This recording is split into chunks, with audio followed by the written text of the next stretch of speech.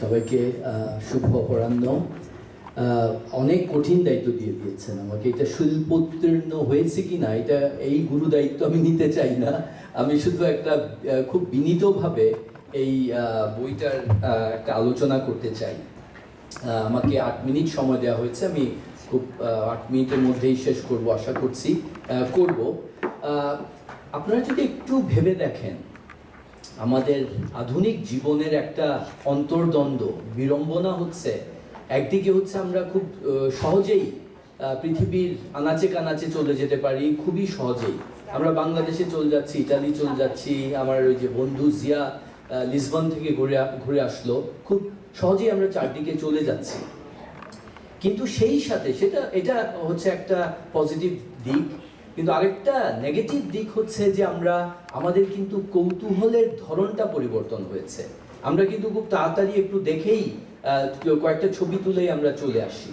তো এই যে একটা contradictory part of our modern life, এটা আমরা সবাই বুঝি, অনেক সময় বলি না। কিন্তু আশরাফ ভাইয়ের বইটা গত 2-3 দিন ধরে, এই যে রোমান সাম্রাজ্যের বর্তমান ও অতীত, গত 2-3 দিন ধরে আমি খুব মনোযোগ দিয়ে পড়ছিলাম, এবং পড়তে গিয়ে মনে হলো যে এই যে আধুনিক জীবনের যে অন্তর্দ্বন্দ্ব, এটা থেকে আশরাফ ভাই খুব সুন্দরভাবে বেরিয়ে এসছেন। এবং উনি দেখেন খুব একাগ্র চিত্তে এবং খুব মনোযোগ দিয়ে উনি যেখানেই যাচ্ছেন, এই যে রোমে ইটালিতে গেছেন এবং সব কিছু দেখছেন। তো আমার কাছে মনে হয়েছে যে বইটা পড়তে গিয়ে আমরা সবসময় ভ্রমণকে বিনোদন হিসেবে দেখতে চাই, বা এক ধরনের মনের খোরাক যোগাবে এইভাবে দেখতে চাই। কিন্তু এখানে আশরাফ ভাইয়ের বইটা পড়তে গিয়ে আমার মনে হয়েছে যে উনি ভ্রমণকে জ্ঞান চর্চার একটা অংশ হিসেবে দেখছেন। প্রতিটা যেখানেই গেছেন ইতিহাস বলছেন, আপনি ওখানে সরেজমিনে দেখছেন একটা কলোজিয়াম দেখতে গিয়ে ওটার উচ্চতা কত, প্যান্থিয়নের ভিতরে গিয়ে ওটার প্রস্থ কত, সব কিছু উনি বলছেন। তো আমার কাছে যেটা মনে হয়েছে যে এই যে জ্ঞান চর্চা, এটা খুবই অনুপ্রেরণাদায়ক।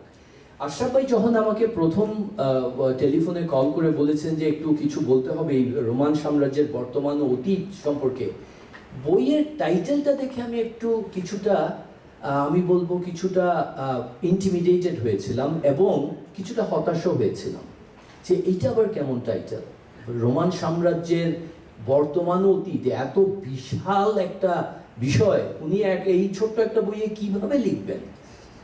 তো আমি ভাবছিলাম, আমি নিজেও একজন স্থাপতিক ইতিহাসবিদ, আমি রোমান সাম্রাজ্যের ইতিহাস পড়াই এখানে। তো এখানে আমি বললাম যে এত বই এই রোমান সাম্রাজ্য নিয়ে। এডওয়ার্ড গিবন্স, এই যে আপনার অষ্টবিংশ শতাব্দীতে অনেকগুলো বই লিখেছেন, একেবারে মানে রোমান সাম্রাজ্যের সমস্ত কিছু ব্যাখ্যা করে। তারপরে কত বই বেরিয়েছে, মাইকেল অ্যাঞ্জেলোর উপরে বই বেরিয়েছে, রোমান সাম্রাজ্যের জ্যাকব বুখার্ডের বই আছে, এড গিবন্সের যে বইটা the decline and fall of the Roman Empire, এখানে সব কিছু আছে। তারপরে সেই থেকে গত 200 বছরে রোমান সাম্রাজ্যের উপরে অনেক বই লেখা হয়েছে। তো আমি এই টাইটেলটা দেখে প্রথমে বলছি এইটা আবার কেমন টাইটেল। তারপরেও আমি কিছুটা ইন্টিমিডেটেড না হয়েও আমি পড়া শুরু করলাম। পড়তে গিয়ে দেখলাম যে বইটা একজন মানুষের, একজন ভ্রমণকারীর ভেরি পার্সোনাল ইন্টিমেট একটা অবজারভেশনের বর্ণনা। তো আমার কাছে মনে হচ্ছে ইটস লেজিটিমেট, এটা একজন যে কেউই লিখতে পারেন। কিন্তু যেটা আমার ভালো লেগেছে সেটা হচ্ছে উনি ভ্রমণকে এক ধরনের ইতিহাস সচেতনতা, জ্ঞান চর্চার একটা সার্বিক একটা দিক তুলে ধরেছেন। তো এখানে ওনার ওখানে কিছুটা ধারাবাহিকভাবে আছে, ওনার আইটিনারারিটা যেভাবে উনি সাজিয়েছেন, রোমে পৌঁছে রোম দেখার পরে নেপলস থেকে পিসা থেকে গেলেন ফ্লোরেন্স থেকে চিঙ্কোরেটা, তারপরে ভেনিস, এইরকম একটা, যেটা আমরা সবাই করি, এটা মোটামুটি একটা কমন আইটিনারারি। কিন্তু এখানে উনি যখন ঘুরছেন, প্রতিটা শহরের মৌলিক স্থাপনাগুলোর একটা খুবই সংবেদনশীল ইতিহাস নিয়ে উনি গল্পগুলো পড়েছেন। গল্পগুলো বলেছেন। আমার সবচেয়ে ভালো লেগেছে যে যেমন প্যান্থিয়ন বা কলোজিয়াম, আপনারা যারা ইটালি গেছেন, ওরা রোমে যারা গেছেন, এখানে প্যান্থিয়ন, কলোজিয়াম এগুলো সবাই দেখে। কিন্তু আমার সবচেয়ে ভালো লেগেছে আশরাফ ভাইয়ের বইয়ে, আমি মনে করি এটা রিয়েলি নভেল, সেটা হচ্ছে এই দেখতে গিয়ে অনেকগুলো ঐতিহাসিক চরিত্রকে উনি বাস্তবে ফুটিয়ে তুলেছেন। যেমন ধরেন সিজার, জুলিয়াস সিজার, যে 1944 বিসিতে সেনেট কক্ষে তার খুবই পরিচিত জন দিয়ে পরিচিত একজন সিনেটর ব্রুটাস, আপনারা সবাই জানেন, ব্রুটাসের হাতে নিহত হয়। জুলিয়াস সিজারের চরিত্রটাকে উনি একটা লেন্স হিসেবে ব্যবহার করেছেন বঙ্গবন্ধুর হত্যাকাণ্ডকে দেখার জন্য। তো উনি যখন আপনার ওই যে রোমে ঘুরছেন, হঠাৎ করে জুলিয়াস সিজার তার কল্পনার জগতে বাস্তবে ফিরে আসলো, এসে বলল যে আমার রক্তাক্ত, আপনারা সবাই জানেন যে ব্রুটাস যখন ছুরি দিয়ে সেনেট কক্ষে সবার সামনে উন্মুক্তভাবে জুলিয়াস সিজারকে হত্যা করেছিল, তখন জুলিয়াস সিজার বলেছিল ব্রুটাস যে মেরেছে, প্রথম যে ছুরি ঢুকিয়েছে, সে ছিল তার খুবই পরিচিত আস্থাভাজন লোক, অনেকে বলছে তার উত্তরসূরি। সে তখন জুলিয়াস সিজার বলছিল এ টু ব্রুটে, মানে হচ্ছে যে ব্রুটাস তুমিও বিশ্বাসঘাতকতা করলা। এই জিনিসটাকে আশরাফ ভাই নিয়ে গেছেন 1975 বঙ্গবন্ধুর হত্যাকাণ্ডের সাথে। মুশতাককে উনি দেখিয়েছেন ব্রুটাস হিসেবে। তো এই যে একটা ঐতিহাসিক চরিত্রকে দিয়ে আমাদের বর্তমান সময়েও ফিরে আসা, অতীতকেও দেখা আবার বর্তমান সময়েও ফিরে আসা। তো জুলিয়াস সিজারকে করেছেন। আবার যখন উনি পিসাতে গেলেন, তখন গ্যালিলিও, উনি একজন বৈজ্ঞানিক, গ্যালিলিওকে দেখবেন, এটাই স্বাভাবিক।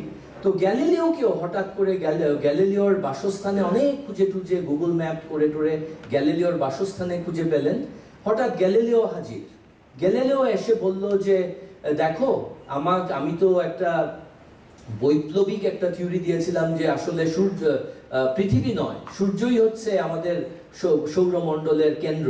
তো এইটা বলতে গিয়ে আমাকে ওরা তো হত্যা করে ফেলছিল, আমাকে অনেক জ্বালা যন্ত্রণা করেছিল।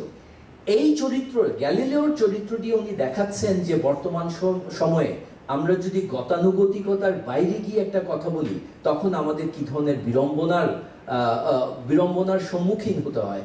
তো এই যে এইভাবে চরিত্রগুলোকে বাস্তবে ইতিহাসকেও দেখেছেন, আবার বাস্তবে নিয়ে আসছেন।